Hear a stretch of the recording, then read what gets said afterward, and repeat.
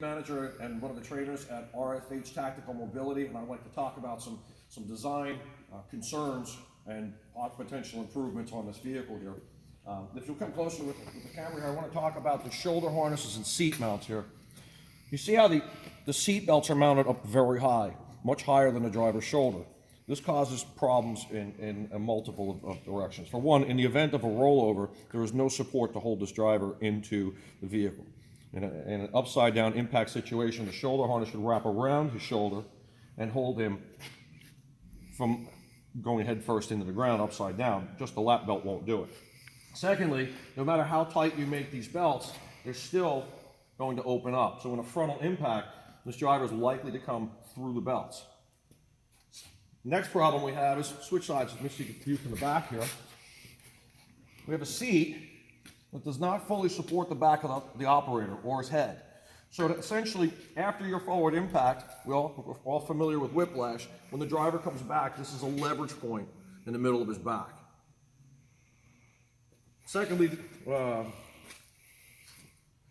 where the belts are mounted are directly in line with the operator's head. So if this vehicle were to be struck from behind or were to hit in the front when the operator whiplashes back, those seat belts will hit him in the back of the head.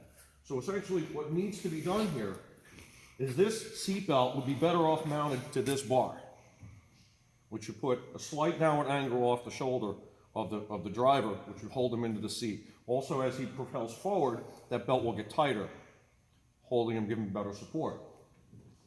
This area here should probably be plated or made some type of headrest, or you could probably even just pad this bar here. The concern would be that in a rearward impact, his head would go under the bar and create a leverage point or a fulcrum to squeeze his neck. So they'd be better off plating this and making some type of headrest.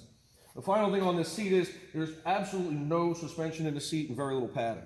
So even if you don't crash this vehicle and have any of the issues I'm talking about with the seat belts, it's going to beat the spine out of the operator at some point in time. It's going to be very, very hard on his back.